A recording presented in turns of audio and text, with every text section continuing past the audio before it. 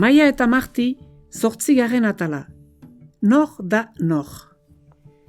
Martik irratia jarri du bere telefono mugikorrean. Arrastiri honetan preseski ahots lehoun eta elkorreko andere bat mintzo da galdera bat eginez.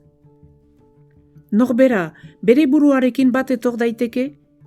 Apoloren tenpluaren hegazpean idatziriko ezagutu zaitez eganaldi ospetsua du aipagai.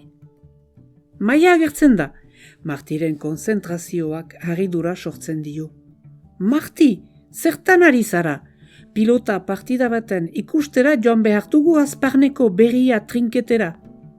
Zaude, nire barne bizitza lantzera deitzen hauen emankizun hau ez dut utsegin nahi. Ikusten dut gizaki erdibitua zarela zu ere, zure buruarekin zer egin ez dakizu, desio kontrajarriak dituzu, gutariko gehienok bezala. Arren, dukasu eta lagaldari dira gaur, orduz heldu behar dugu. Uz nazazu bakean, nola egan behar dizut. Zerbait interesgarri badenean beti azaltzen zarazu ene lasaitasuna nahasteko. Ez da hainbesterako ere, ez dakigu sekula nor garen gu ez garenean.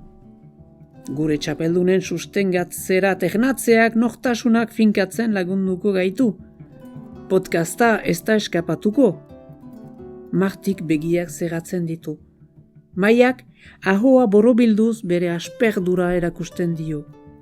Baina handi gutxira, biak, azparneko bidean dira, Maia gidari eta Marti kaskoa buru gainean duela, bere emankizun kutxuna entzuten.